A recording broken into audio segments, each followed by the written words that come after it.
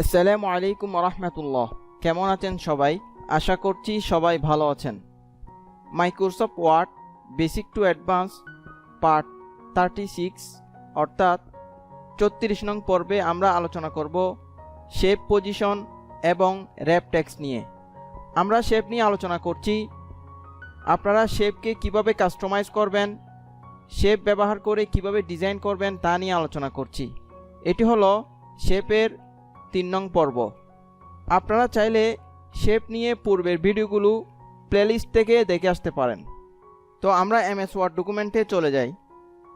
এই পর্বে আমরা শেপ পজিশন নিয়ে আলোচনা করব, অর্থাৎ ডকুমেন্টে শেপ কোন পজিশনে থাকবে তা আপনি নির্ধারণ করে দিতে পারেন। তাহলে আমরা ইনসার্ট মেনু থেকে শেপ নিয়ে আসব। শেপ আনার পর আমরা জানি শেপ যখন আমরা ইনসার্ট করব তখন উপরে একটি মেনু চলে আসবে, সেটা হচ্ছে ফরম্যাট মেনু। আমরা আজকে দেখব ফরম্যাট মেনুর অধীনে পজিশন এবং র্যাপ টেক্সট নিয়ে। তো আমরা পজিশনে ক্লিক করছি। দেখেন এখানে প্রথমে কি রয়েছে, ইনলাইন উইথ টেক্সট, অর্থাৎ আপনার শেপটা টেক্সটের মতো আচরণ করবে। টেক্সট যেভাবে কাজ করে আপনার শেপটা ঠিক সেমভাবে কাজ করবে এবং টেক্সটের সামনে আপনার শেপটা থাকবে। যেমন আমি এখানে ক্লিক করলাম, ক্লিক করার পর দেখেন আমি যদি কিবোর্ড থেকে স্পেস দিই, আমি এখানে মাউস পয়েন্টার রাখলাম, দেন কিবোর্ড থেকে স্পেস দিচ্ছি, তাহলে দেখেন টেক্সটটা যেভাবে কাজ করবে ঠিক সেমভাবে শেপটাও কাজ করবে। আমি স্পেস দিলে টেক্সট যেভাবে কাজ করে ঠিক সেমভাবে শেপটাও কাজ করবে। আমি যদি এখন ব্যাক স্পেস দিই ঠিক সেমভাবে পিছনে চলে আসবে। তাহলে এটা হচ্ছে ইনলাইন উইথ টেক্সট, অর্থাৎ শেপ যেখানে শেষ হবে ওখান থেকে টেক্সট শুরু হবে। এরপরের অপশন হচ্ছে আপনি শেপকে top right, top centre, top left করতে পারবেন, middle right, middle centre, middle left করতে পারবেন, bottom right, bottom centre, bottom left ইত্যাদি করতে পারবেন। আমরা একটা একটা করে দেখব। আমি কিবোর্ড থেকে কন্ট্রোল চেপে ধরে মাউসের চাকা যেটা আছে ওটাকে আমি যদি সামনের দিকে ঘুরাই তাহলে আমার ডকুমেন্টটা বড় হবে, পিছনের দিকে ঘুরালে ছোট হবে। তাহলে আমরা এখন ফরম্যাট মেনু থেকে শেপ পজিশনের বাকি কাজগুলো দেখব।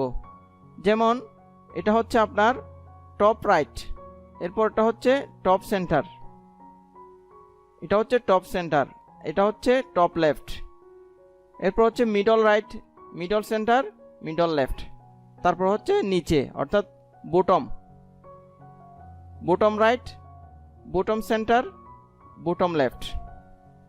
এছাড়াও আপনি মোর অপশন থেকে আপনি কাজগুলো দেখতে পারেন। এরপর আমরা দেখব র্যাপ টেক্সট নিয়ে। আমরা যখন শেপ নেওয়ার পর র্যাপ টেক্সটে ক্লিক করব, ঠিক সেমভাবে এখানে কি রয়েছে, ইনলাইন উইথ টেক্সট, যেটা আমরা কিছুক্ষণ আগে আলোচনা করছিলাম, ঠিক এটার কাজও সেম কাজ। এরপর দেখেন স্কোয়ার, স্কোয়ারটা হচ্ছে আপনার শেপের চতুর্পাশে কি থাকবে, আপনার টেক্সট থাকবে। এরপর হচ্ছে টাইট, এরপর হচ্ছে থ্রো। টাইট এবং থ্রো একই, স্কোয়ার এবং টাইট এবং থ্রোর মাঝে পার্থক্য রয়েছে। যেমন স্কোয়ারে যখন নিলাম তখন টেক্সটটা এভাবে দেখাচ্ছে, যখন আমি টাইটে আনবো তখন একটু পরিবর্তন হচ্ছে, আর বাকি থ্রোর মধ্যে একই, টাইট এবং থ্রো একই। তাহলে আমরা দেখি স্কোয়ারের মধ্যে রাখলাম, ক্লিক করলাম, দেন আমি শেপকে এই মাঝখানে নিয়ে আসলাম, তাহলে দেখেন আমার শেপের চতুর্পাশে টেক্সট রয়েছে। এভাবে টাইট এবং থ্রো একই থাকবে। এরপর হচ্ছে টপ অ্যান্ড বটম, অর্থাৎ শেপের উপরে এবং নিচে টেক্সট থাকবে। এরপর হচ্ছে বিহাইন্ড টেক্সট, অর্থাৎ টেক্সটের পিছনে শেপ থাকবে। এরপর হচ্ছে ইন ফ্রন্ট অফ টেক্সট, টেক্সটের সামনে শেপ থাকবে।